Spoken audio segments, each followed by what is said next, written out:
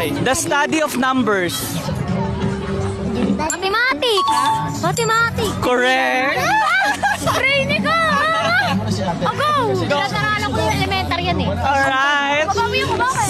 A building which objects of historical, scientific, and artistic or cultural interest are stored and exhibited. Mabo naman nun, naiintindihan. Wait lang. A building which objects all historical... Museum! Museum! Correct!